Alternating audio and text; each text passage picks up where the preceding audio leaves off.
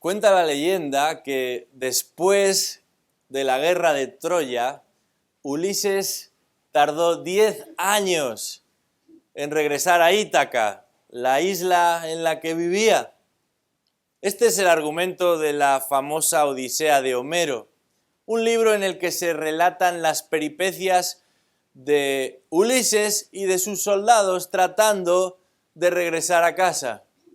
En total estuvieron 20 años fuera de ese hogar, 10 durante la batalla y otros 10 que se prolongó el viaje.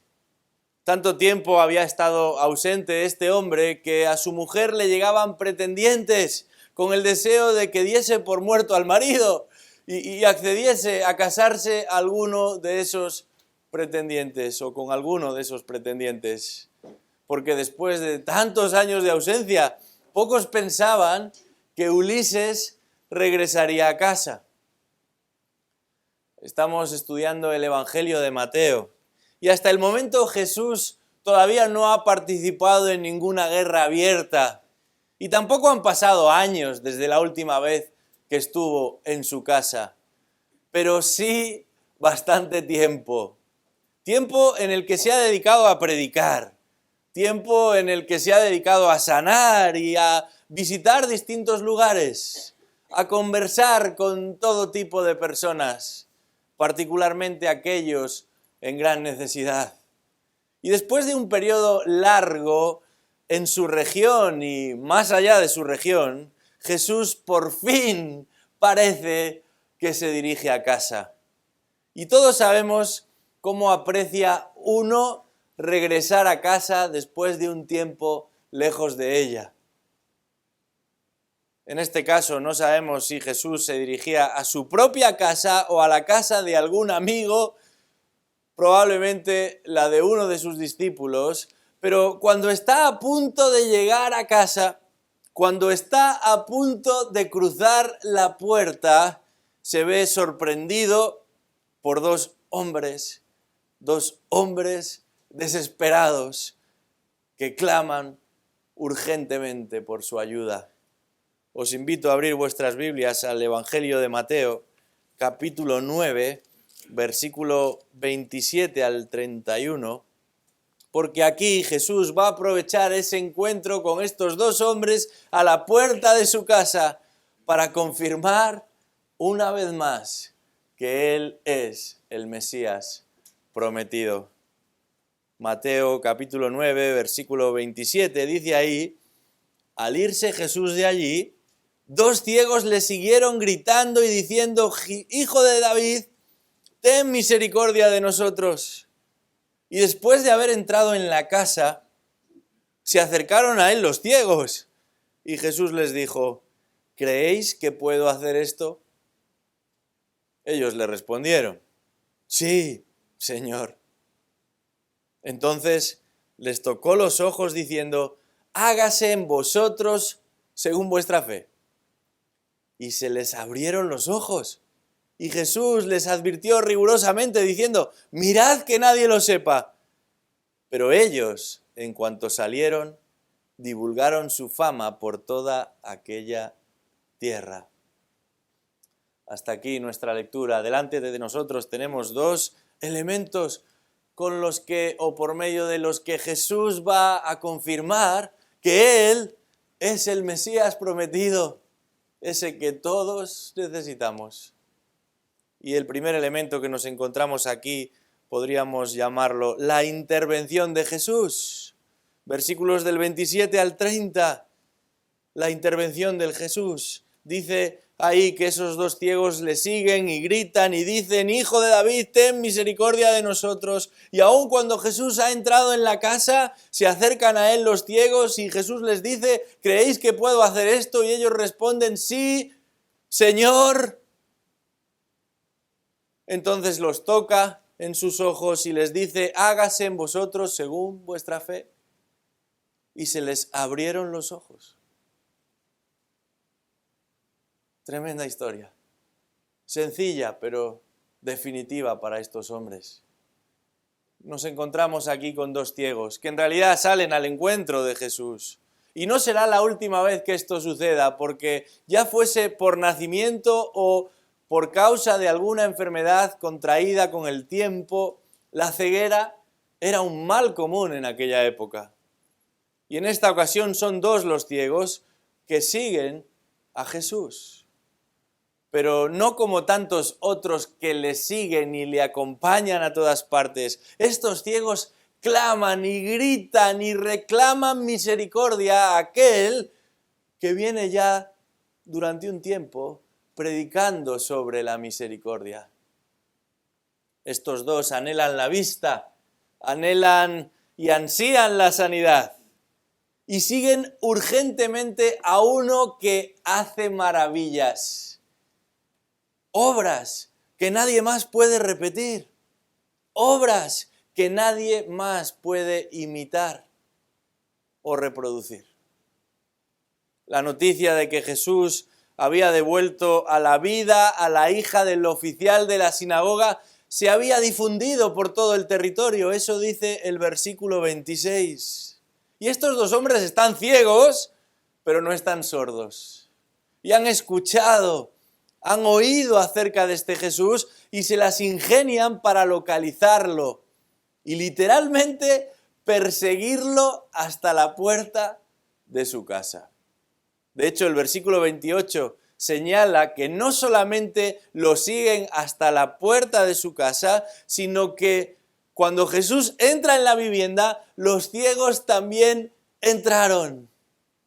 Y entraron probablemente sin permiso porque están desesperados. Desesperados porque sufren un mal que los convierte en personas desdichadas, inoperantes, dependientes. Y lo peor es que son personas despreciadas. Despreciadas por los demás, no solo porque no pueden trabajar, no solo porque no pueden ganarse la vida por sí mismos, no solo porque no pueden valerse en la vida por sí mismos, sino que a ojos de los demás, estos ciegos son merecedores de todo lo que les pasa.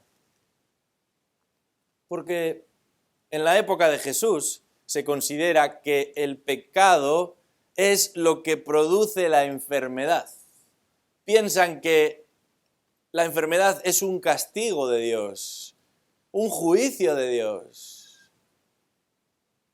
Y esta no era una percepción puntual de unos pocos. Cuando echamos la vista a la historia de la revelación bíblica, nos damos cuenta de que lejos de ser una excepción, esta es la norma, la opinión mayoritaria. Los judíos piensan que cada enfermedad es resultado de un pecado concreto que uno ha cometido, particular, específico, y no tenemos que irnos muy atrás. Simplemente la semana pasada. La vez pasada observamos a partir de la narrativa de Josué 7 cómo en ocasiones, es verdad, las personas sufren castigos como resultado de su pecado. Ese fue el caso de Acán, el ladrón, el mentiroso, el engañador, el avaricioso, cuyo pecado, cuya codicia, cuya desobediencia finalmente no le afectó solamente a él o a los que estaban cerca, sino a todo el pueblo al completo. Y no sería la última vez en el Antiguo Testamento que el pecado de un hombre vendría a recibir un castigo de parte de Dios en forma de enfermedad. Pero aún en el Nuevo Testamento, en pasajes como 1 Corintios 11 observamos algo similar. Notamos cómo algunos creyentes fueron disciplinados por Dios, incluso hasta el punto de tomar de ellos su vida, porque estaban actuando pecaminosamente. Sin embargo, este no siempre es el caso. El libro de Job dará buena cuenta de este asunto, y aún Jesús mismo en el capítulo 9 de Juan, con motivo del encuentro con otro ciego, tiene que clarificar y aclarar a sus propios discípulos que la enfermedad no siempre es resultado directo de algún pecado específico. Y en el capítulo 9 de Juan, versículo 2, dice ahí que sus discípulos le preguntaron diciendo: Rabí, ¿quién pecó? ¿Este ciego o sus padres? Algunos han querido explicar esto aludiendo al hecho de que una enfermedad llamada gonorrea podía ser parte del feto antes de que éste hubiera nacido, y se trata de una enfermedad muchas veces de transmisión sexual, así que es probable que hubiera habido un pecado por parte de la madre. Entonces el niño nace ciego y por eso le preguntaban: ¿fue su madre la que pecó? ¿O el resultado de su ceguera viene dado por el pecado que el propio niño trae consigo? Esta es una salida por la calle de en medio que deja a un lado el tema que está de fondo, y es: ¿realmente somos castigados por nuestros pecados con enfermedades concretas siempre y cada vez que pecamos? ¿O existen otras posibilidades? Jesús le respondió: ni este pecó, ni sus padres, sino que está ciego para que las obras de Dios se manifiesten en él. Eso no niega que todos somos pecadores, ni le resta autoridad a Dios en caso de que quiera intervenir ante nuestro pecado. Está en su derecho de hacerlo. Él puede intervenir ante la rebelión de sus criaturas, pero como resultado de su paciencia, y gracias a Dios por su paciencia, Dios no siempre nos juzga de manera inmediata y tampoco nos trata como deberíamos ser tratados. Pero volviendo a nuestra historia en Mateo capítulo 9, no todos los judíos entienden esto, no todos los judíos entienden esto, y en realidad podríamos decir, pocos judíos entienden esto. Así que a la triste condición de la enfermedad de ceguera, en el contexto de una sociedad fundamentalmente manual, hay que sumar esa condición de execrables, de despreciables, de réprobos con la que estos ciegos son vistos por la opinión pública, por sus vecinos, aún por sus propios familiares. Incluso el hecho de ir juntos, los dos, los convertía en motivo de mofa. Célebre era el refrán ese que decía: ciego guía de ciego. Y es lo que está sucediendo aquí. Un ciego ayudando a otro ciego. De manera que son realmente conscientes estos dos de sus penurias, de sus penalidades. Y a pesar de que sus formas son tan poco ortodoxas, entre gritos y persecuciones, pronto nos damos cuenta de que tienen muy claro a la persona que buscan. El versículo 27 nos lo aclara. Dice ahí que unánimemente se dirigen a Jesús y le dicen: Hijo de David, ten misericordia de nosotros. Los judíos es probable que no entendieran cuál era el origen de la enfermedad, pero sí entendían perfectamente qué significaba esa expresión Hijo de David. En ese momento de la historia están siendo sometidos por los romanos, en realidad son meros juguetes en manos de los romanos.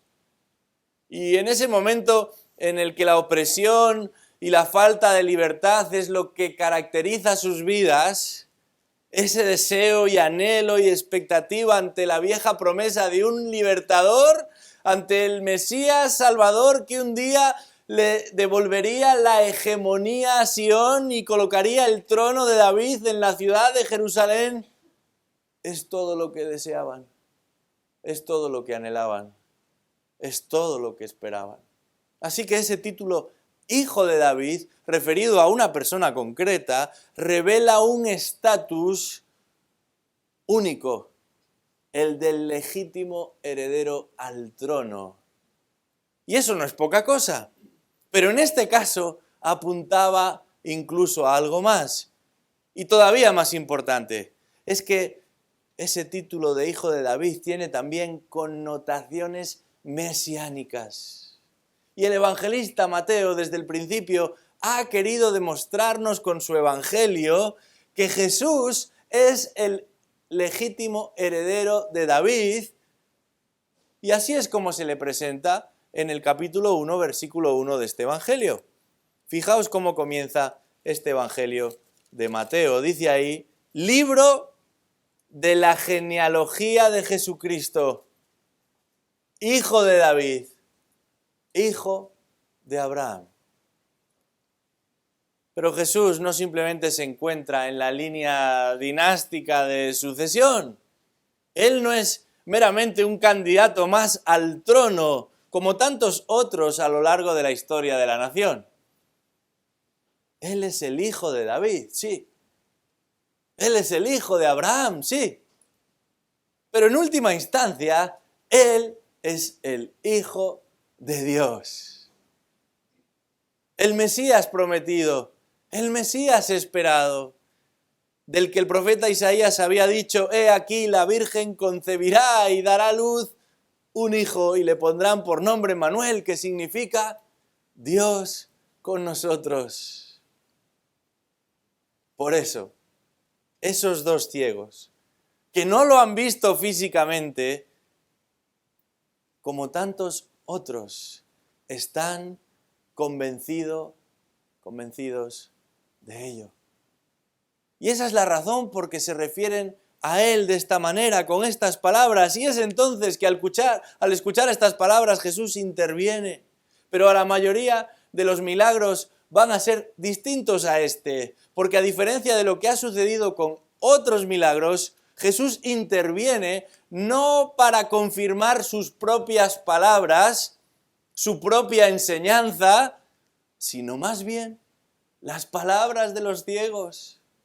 Jesús va a confirmar las palabras de los ciegos, esas que dicen que Él es el Hijo de David, el Mesías, el esperado.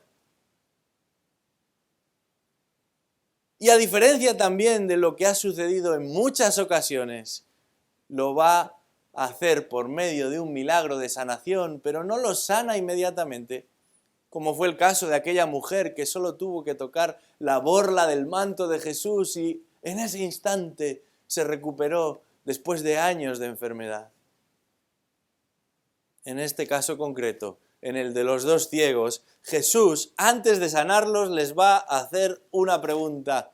Versículo 28. ¿Creéis que puedo hacer esto?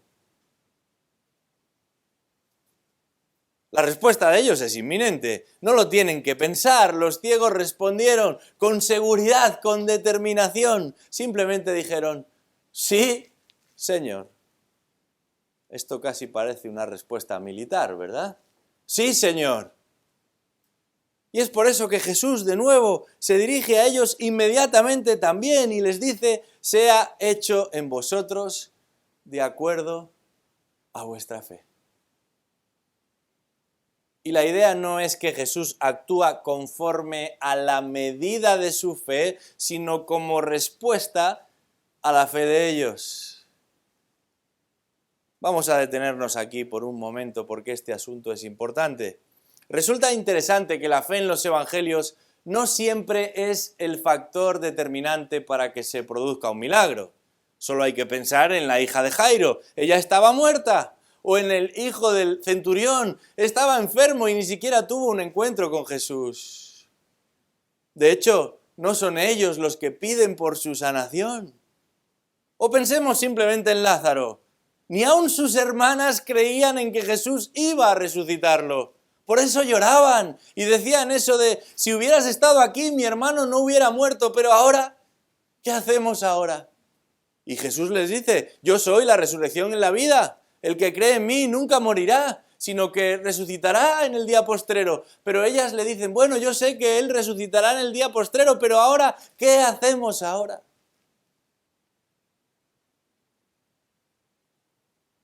Por eso me parece relevante, y no podemos pasar por alto, que estos dos que responden en fe, precisamente sean dos ciegos, humanamente impedidos, humanamente incapaces de observar la realidad. Precisamente son dos ciegos los que demuestran una fe que muchos otros, habiendo visto lo que Jesús hacía, nunca tuvieron. Porque la fe genuina no depende de lo que nuestros ojos puedan ver, ni siquiera de lo que nuestro corazón ansía o desea. Si fuera cuestión de vista, o de inteligencia, o de habilidades, entonces solamente los observadores, solamente los sabios, solamente los capaces o los pudientes ejercerían fe, tendrían fe. Y Jesús no hubiera dicho eso de, como los niños, de los tales es el reino de los cielos. La Biblia nos enseña que la fe no es un mérito necesario que uno debe aportar a modo de señal, a modo de previo pago para que Dios actúe. Es el instrumento por medio del cual Dios actúa. Como ese caldero por medio del cual recogemos el agua de vida. Pero no es el caldero lo que nos salva, es el agua de vida lo que nos salva. Y tampoco se trata de cualquier tipo de caldero del que se nos habla aquí, de cualquier tipo de fe, de ser más o menos optimistas, porque muchas personas son más o menos optimistas. Y eso no quiere decir que sean del Señor o que confíen en Dios. En un artículo acerca del optimismo, un psicólogo definía a la persona optimista de la siguiente manera. El optimista ve el lado bueno, incluso en momentos de dificultad. Nunca se rinde y está dispuesto a intentarlo una y otra vez. Alienta a los que están a su alrededor, es soñador y siente que va a lograr grandes cosas. Esa es la definición del optimista, según este psicólogo, no de la fe que salva.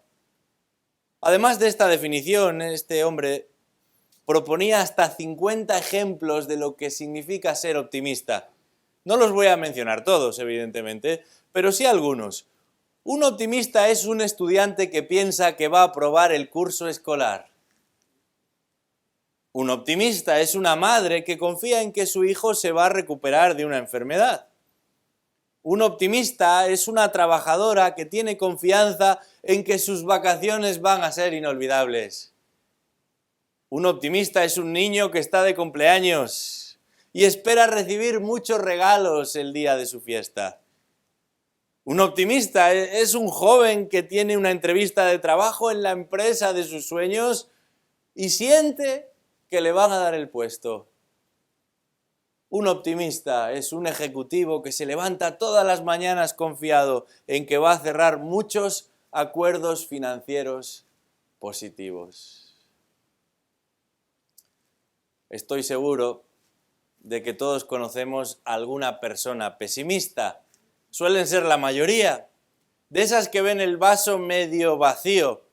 Pero también estoy seguro de que conocemos a alguna persona optimista. Y es que muchas personas tienen fe a la manera del optimista o del soñador. Fe en sí mismas, en sus posibilidades o en las posibilidades de otros. Fe simplemente en que las circunstancias mejorarán y los males y los peligros se irán por el lado contrario al suyo. Pero la fe genuina no es algo que nosotros generamos, producimos o imaginamos. No se trata simplemente de un estado de ánimo, más o menos positivo. La fe es un don de Dios, es un regalo de Dios, es una gracia de Dios. Como alguien ha dicho, es ese conducto por el que Dios derrama su gracia. Es aquello que nos permite ver aun cuando nuestros ojos no funcionan bien. Esa es la verdadera fe, la fe que salva. Esa era la fe de aquellos dos ciegos. Regresando a nuestra historia, dice el texto que en respuesta a la fe de ellos Jesús los toca y sus ojos fueron abiertos. Jesús milagrosamente le regala esa misericordia, esa compasión que aquellos dos hombres tanto anhelaban. Pero no solamente los toca, sino que también los sana. Y dice el versículo 30 que en ese instante y al unísono se les abrieron los ojos. Y el hecho de que ese verbo esté en forma pasiva, el sujeto no realiza la acción, sino que recibe los resultados de que esa acción se haya llevado a cabo, indica que los ciegos van a recibir la vista. Esto es algo que no sale ni puede salir de ellos. ¿Y no es una ironía tremenda que Jesús sea reconocido por dos ciegos?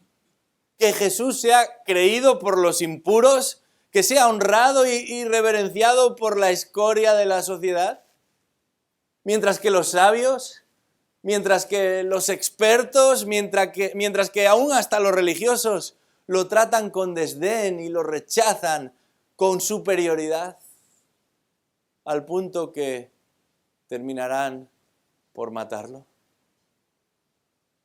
De esto mismo nos enseña el apóstol Pablo en su primera epístola a los Corintios, donde dice: considerad, hermanos, vuestro llamamiento. No hubo muchos sabios conforme a la carne, ni muchos poderosos, ni muchos nobles, sino que Dios ha escogido lo necio del mundo para avergonzar a los sabios. Y Dios ha escogido lo débil del mundo para avergonzar a lo que es fuerte. Y lo vil y despreciado del mundo ha escogido Dios, lo que no es, para anular lo que es, para que nadie se jacte delante de Dios. Mas por obra suya, que nadie se confunda aquí, mas por obra suya estáis vosotros en Cristo Jesús, el cual se hizo para nosotros sabiduría de Dios, justificación, santificación y redención, para que tal como está escrito, el que se gloría, gloríese en el Señor. No se trata simplemente del que quiere o del que corre, sino de Dios que tiene misericordia. Una misericordia que se recibe por gracia, por medio de la fe. Y esto fue lo que le sucedió a aquellos dos ciegos. Yo te pregunto en esta mañana, ¿has sido tocado por la mano de ese Mesías? ¿Te has beneficiado ya de esa misericordia? Porque para ello, como aquellos dos ciegos, has de renegar de ti mismo y de tus posibilidades para poner tu confianza solamente en Él. Clama a Él y Él te responderá. Búscalo a Él, porque el que le busca le hallará. Y eso nos lleva al segundo elemento que confirma que Jesús es el Mesías, el legítimo Rey. No solamente la intervención de Jesús nos demuestra esto, también en segundo lugar la instrucción de Jesús. Versículos 30 al final y 31. La instrucción de Jesús. Dice ahí que después de haberles abierto los ojos, Jesús les advirtió rigurosamente diciendo: mirad que nadie lo sepa. Se trata de una instrucción muy breve, pero muy rotunda, de un encargo, de una disposición que les es dada a estos dos hombres. Y Jesús va a hacer un juego de palabras aquí. Qué hábil era el maestro, ¿verdad? Dice a los ciegos que han recibido la vista: mirad, ahora que veis, que nadie lo sepa. Ahora que tenéis la habilidad de observar y de reconocer, aseguraos de que nadie sepa, de que nadie esté al tanto. Dicho en otras palabras, que esto no salga de aquí. Y la idea no era tanto que se hiciesen pasar por lo que ya no eran.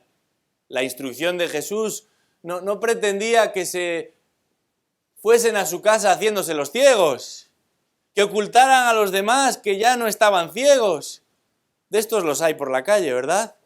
Algunos de los clásicos timos vienen dados por un señor que se hace el ciego y te hace el truquito y al final El que no ve lo que está pasando eres tú. Está claro que en el momento en el que saliese a la luz que esta enfermedad había desaparecido, estos dos hombres tendrían que explicarlo. Algo habría que decir. ¿Por qué uno no deja de ser ciego de la noche a la mañana?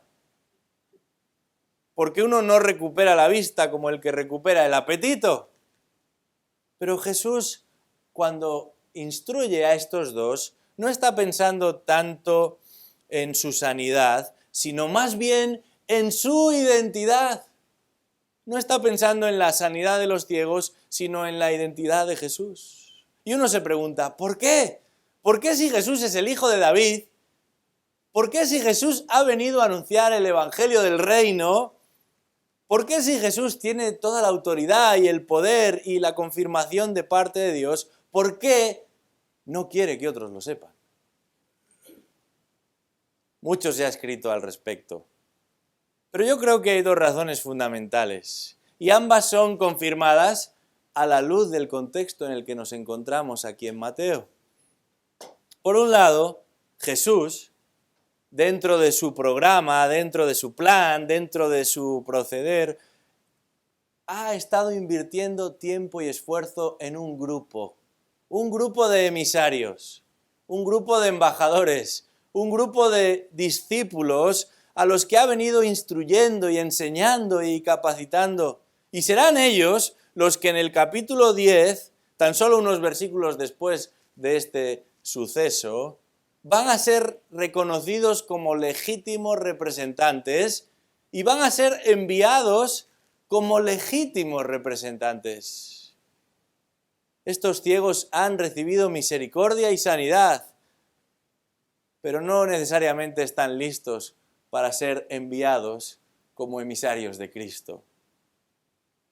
Y el capítulo 10, después de que Jesús ha orado expresando que la mies es mucha, pero los obreros pocos, empieza con esa comisión de los discípulos y el envío posterior de los discípulos.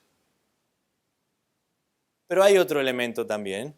Hay un segundo aspecto que probablemente fue lo que motivó a Jesús a pedirle a estos dos ex-ciegos que no saliesen de allí anunciando la venida del reino de Dios. Y es que no es que Jesús rehúya su capacidad de hacer milagros y de sanar a los enfermos. Estos capítulos 8 y 9 confirman que no solamente puede hacerlo, sino que quiere hacerlo.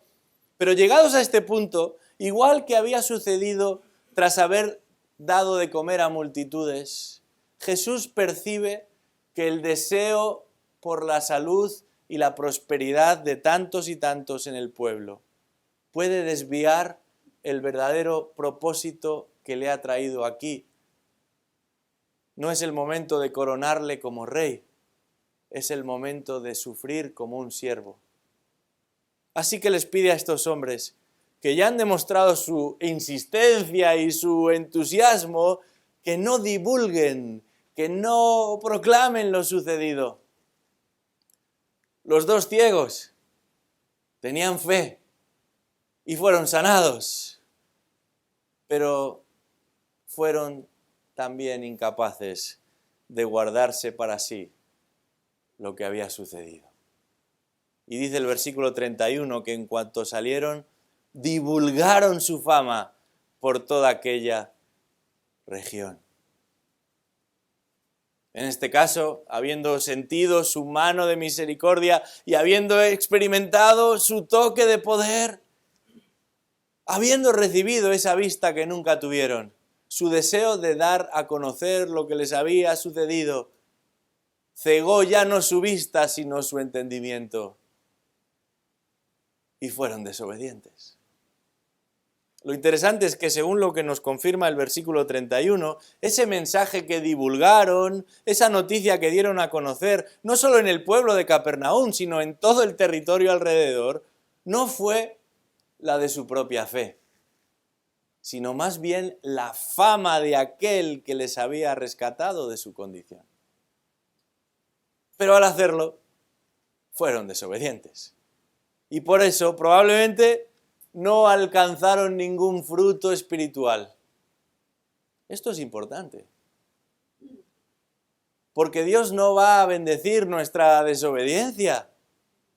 Del mismo modo que no premió a aquel que viendo que el arca del pacto se caía, quiso sujetarla con sus manos. Estaba prohibido. Rompió la ley. Y Dios lo juzgó acordemente. Él no nos va a premiar a ti y a mí si somos desobedientes, aunque sea entre comillas, por una buena causa.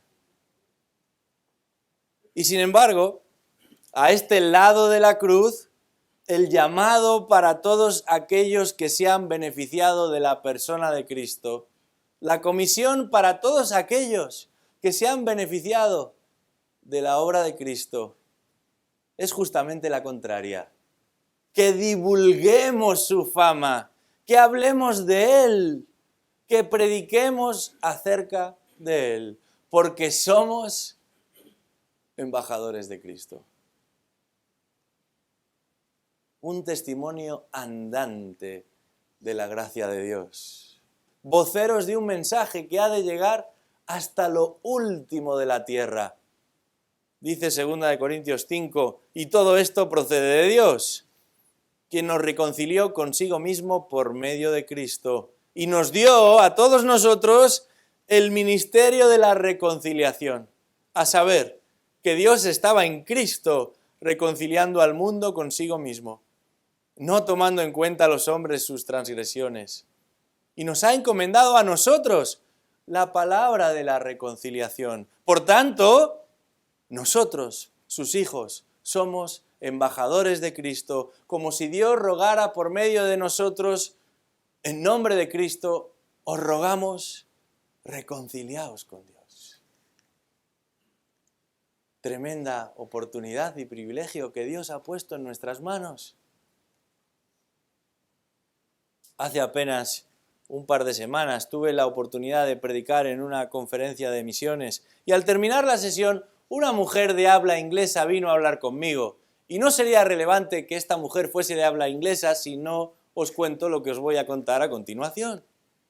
Esta mujer me contó que tenía una hija de apenas 14 años que había venido a los pies de Cristo y sentía un gran deseo de ser misionera. En particular, de ser misionera en México. Y para ese fin, había ella sola, con ayuda, pero ella, por iniciativa sola, ha aprendido español. Así que esta madre me preguntaba cómo podíamos hacer o qué podía hacer ella para ayudarla, qué podía hacer ella para animarla a seguir avanzando en esa dirección. Yo me alegré mucho al saber que el Señor la había salvado y no solamente eso, sino que había producido en ella tanta pasión por compartir el Evangelio que estaba dispuesta a llegar al último paso para poder ser útil en el avance de ese Evangelio. Pero la historia no terminó ahí. Porque hablando con esta mujer, me contaba que había solamente un pequeño detalle que podía dificultar ese deseo de aquella chica. Y es que esta niña de 14 años era ciega. Era ciega, pero con un deseo de llevar el Evangelio. Porque ella misma había recibido vista espiritual, no física, pero eso era suficiente para que su corazón ardiese en deseos de proclamar al mundo, en particular a los mexicanos, acerca de la misericordia de Jesús. Un Jesús que ha venido al mundo para dar vida, para traer luz y esperanza a un mundo necesitado. Qué gran ejemplo el de esta pobre niña. Yo no sé si nunca será misionera en México, pero qué gran ejemplo y testimonio. ¿Cuándo fue la última vez que hablaste de lo que Cristo ha hecho en tu vida? ¿Cuándo fue la última vez que hablaste con otros acerca de la persona y la obra de Jesús?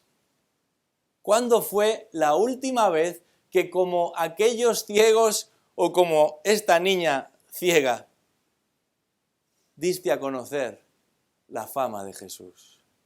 Sin importar tus circunstancias, sin considerar tus limitaciones, porque ese es el encargo para todos los hijos de Dios.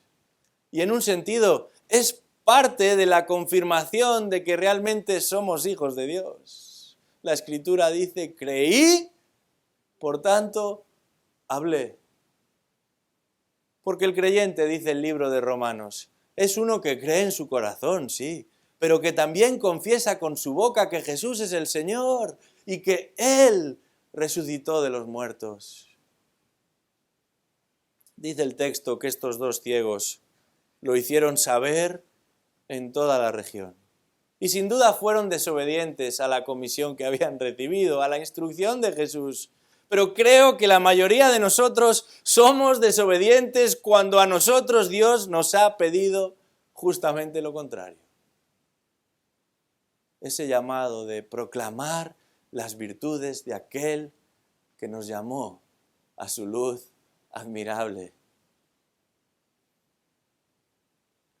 Lo que Jesús produjo de manera extraordinaria en la vida de esos dos hombres apunta a lo que Jesús ha producido de manera extraordinaria en la vida de muchos hombres y mujeres a lo largo de la historia.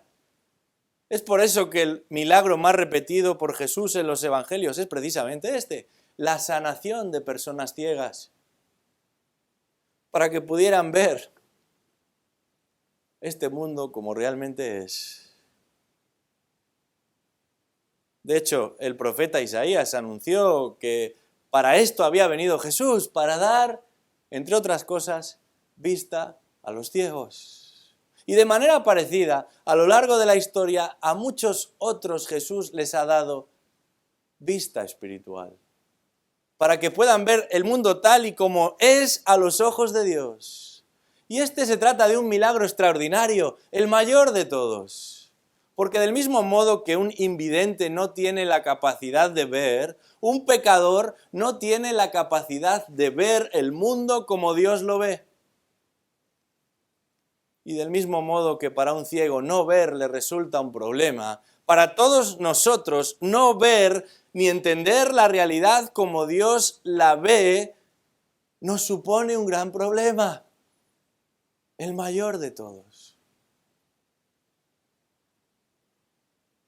Es por eso que este mensaje es tan importante y tan poderoso para cambiar vidas.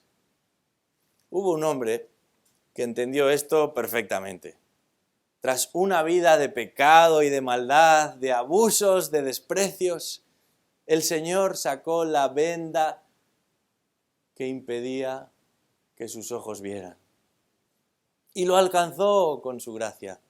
Y cuando los años habían pasado y sus ojos físicos comenzaron a fallar, prácticamente ciego, compuso un himno, cuya primera estrofa la conocemos muy bien, y dice lo siguiente: sublime gracia del Señor, que a un infeliz salvó.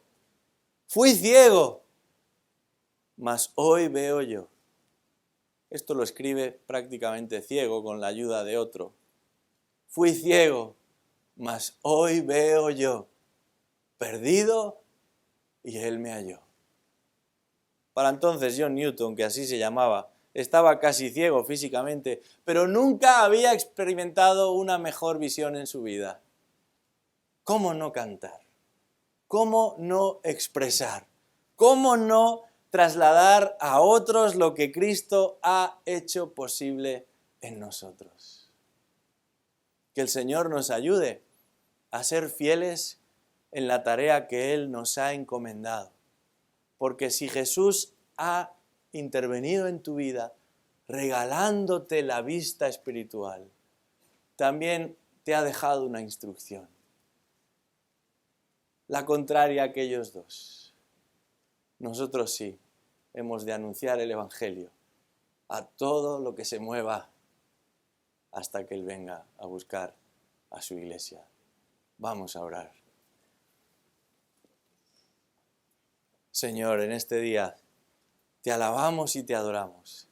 Te damos las gracias por la persona de tu Hijo.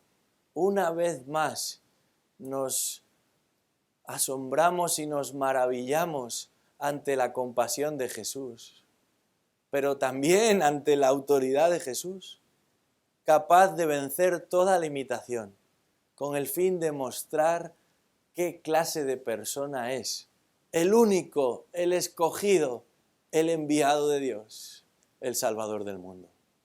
Te pedimos, oh Padre Celestial, que en esta mañana tú despiertes en todos los que hemos sido depositarios de esa gracia de salvación, el deseo, la pasión y la convicción de compartir el Evangelio, allá donde tú nos pongas, allá donde tú nos lleves.